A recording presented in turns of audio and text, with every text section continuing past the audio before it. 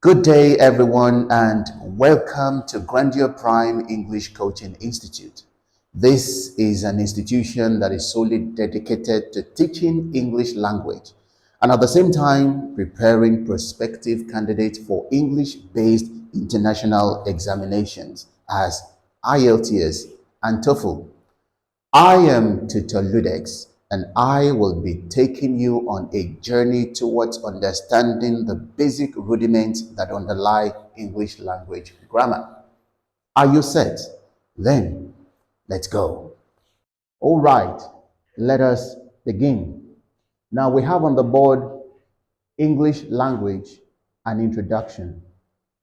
Now, the first thing is, what exactly is language?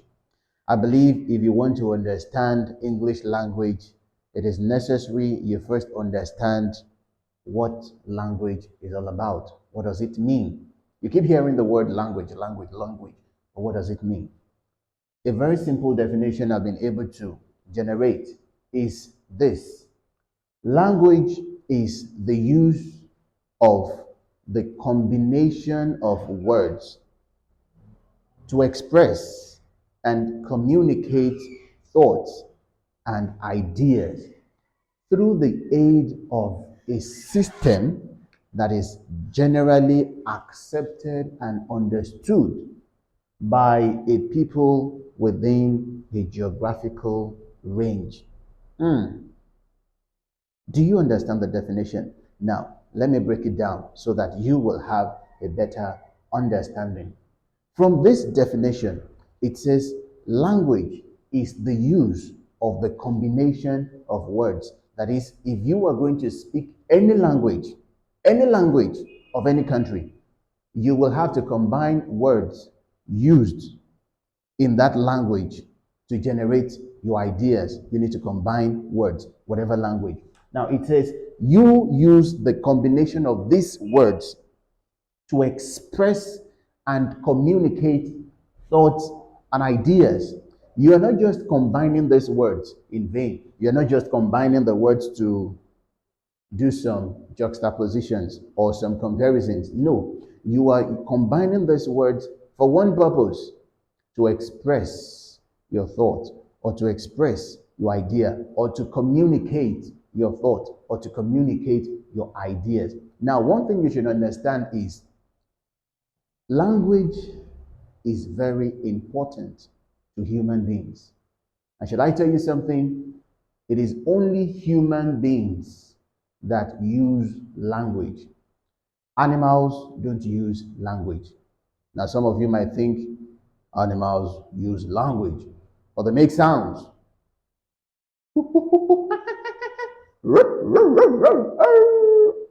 Those are sounds.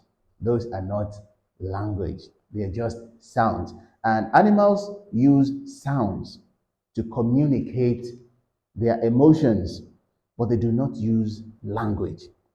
Why?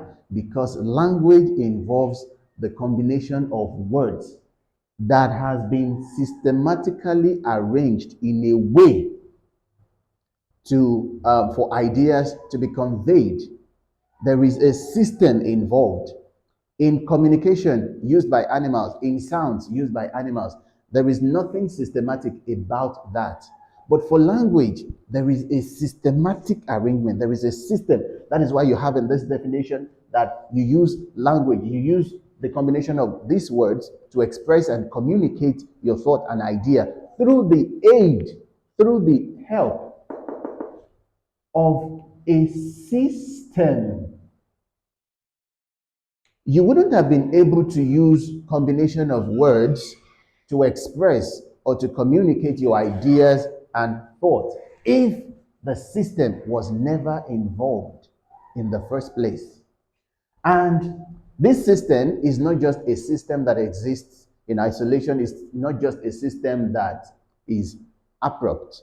It is a system that is generally accepted.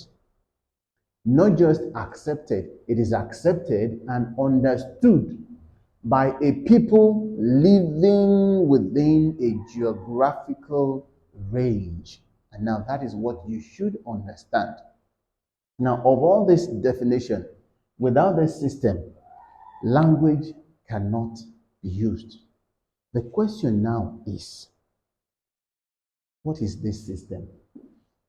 That through it, language has been able to enhance expressions and communications.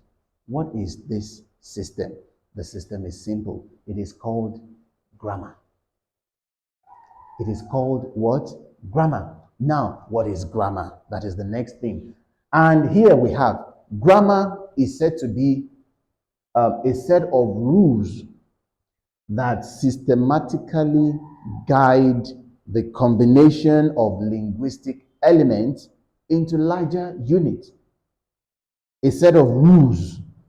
Don't forget, grammar is said to be the set of rules that guide the combination, that systematically guides the combination of linguistic elements into larger units. Now, the question is, some of you may feel like, I haven't heard the word linguistic before. What is the meaning of linguistic? Linguistic is just the adjective of language. It's just like when you have beauty. Beauty is the noun. Beautiful is the adjective of beauty. Language is the noun. Linguistic is the adjective of language. So it's also like saying a set of rules that systematically guide the combination of language elements into larger units. That is, every language has certain elements. Now, these elements are the things you learn in any language. So for this particular lesson, talking about English language learning, what you want to learn in English language is not the words in English. What you want to learn in English is not the accent, because some people will want to speak and they want to speak like, the Americans.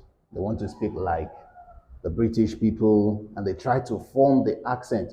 And when they have that, they believe they have understood language. That is not what you learn.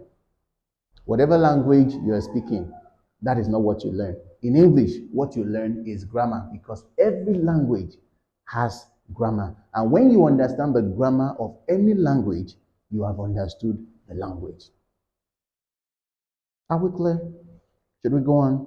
All right, let's go. Now, talking about what you learn in language, I want you to know that there are ways, or there are sources of language learning. We get to understand a particular language through two ways. Number one of the sources of language knowledge is acquisition. And this acquisition is the one you refer to as, or the one we refer to as, mother tongue. Your mother tongue, which is also known as L1. L1 simply means first language. First language. And this first language simply means the language you were raised with, the language that is accepted and understood by the people within the geographical location you were born and raised. So whatever language it is they are speaking is your first language. And the second one is language learning. That is learning. That is your L2. L2, second language. Now, everyone who was not born and raised in an English-speaking environment, your L1 can never be English. Of course, some people were born and raised within an environment whereby the father and the mother would always speak English to the child, and automatically they will believe that the first language of my child is L1. The first language of my child is English, simply because the parents spoke English to the child while growing. That is not your first language. Your first language is the local language spoken generally within that environment. For example, in Nigeria, we have different tribes, and we have different languages. When I was born and raised with a language called Yoruba. That is my native language. Now, the English I'm speaking, I did not acquire it, even though we were taught English in school. I did not acquire English. I grew to a point I began to learn English. So English is my second language. Why? Because I did not acquire it. I learned it because I have Yoruba as my first language, the indigenous language, the language I was raised with. So wherever you are, it does not matter the country you are, as long as English is not the language spoken generally within the area you were born, your first language is that your native language, that your L1, that language you are speaking other than English. But English is what you learn over time, over time. And one thing is, what you acquire, you never learn. It's like talking about gift and skill, or talent and skill. Talking about talent when you are naturally endowed with a particular gift. You don't get to train, you wouldn't have to learn some things to be able to activate that gift. It comes naturally. Why? Because it's a gift. Some people have the gift of singing, they have the talent of singing. When they sing, their voice is super sonorous, very appealing to hear. For some people, they have to learn how to sing, and that is why they enroll in music school. They learn vocal sounds, they learn how to, they learn pitch, they learn all these things that will help them to be able to do well in singing. Whereas some would not have to go through that stress just to bring out their ability to sing well because they have it naturally. The same thing applies. You do not learn first language. You acquired first language. You acquired the grammar. And that is why you discover that when a child is born within a particular region, nobody takes time to sit the boy or the child down that this is how you pronounce baba, baba. No. The child just grows to acquire how to speak. The child grows to acquire how to communicate and express his ideas and thoughts. Why? Because it is acquisition. It is a language within that region. Do you understand? And second language is the language you now learn. So for the purpose of this class, what we have is English learning. You want to learn English. And one thing about English learning is that you have to be consistent. As long as you are not consistent, you will not be able to learn well, because it is in consistency that you'll be able to grasp and you'll be able to assimilate whatever it is you want to learn or you have learned. There must be consistency. And so, I want you to understand that in this class, we'll be taking you different parts. And I've said that what you actually learn in English is not the words. What you learn in English is the grammar. And every language has grammar. English has grammar. The Yoruba that I talked about earlier has grammar. Portuguese has grammar. Dutch has grammar. So when you learn the grammar of those countries' languages, you are going to understand how to use the language very well and effectively. And that is why I've told you that grammar in language is said to be the set of rules that guide systematically the combination of language elements or linguistic elements into larger units. So we are going to be teaching you how to combine these linguistic elements or language elements. So there are certain elements that recite the language of English, and we will now begin to pick these elements one after the other. It will be easy for you to understand English. And at this point, this is where we're going to end today's class. In our subsequent videos, we're going to delve extensively into dissecting um, linguistic elements or language elements, the elements in English language that you need to understand. And when you begin to understand this, learning the words will just be, you will find it very easy. You find it very convenient for you to use English language because you have learned the grammar. And I've said the grammar is the most important thing. It is not the accent. For example, when an Indian speaks, you discover, you hear something like, "Good morning, today we want to talk about so many things on how to do YouTube videos." You hear that accent. Now that reflects the first language.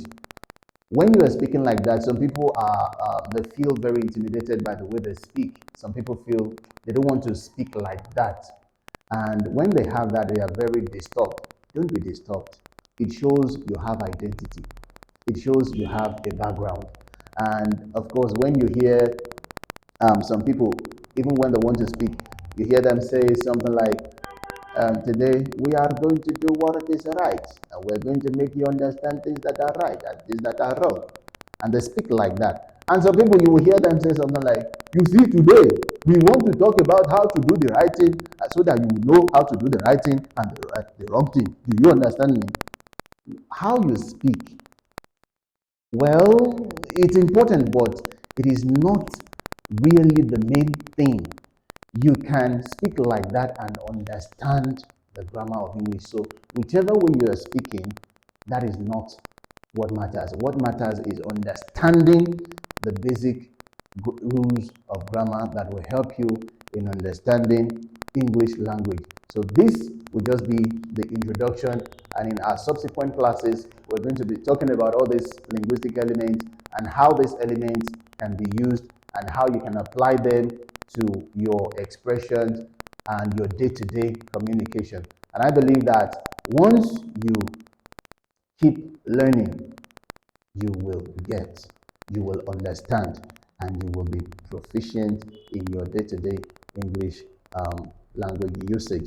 So I want you to subscribe to this YouTube channel so that when we upload our next video, you will be amongst the first set of people to get notification.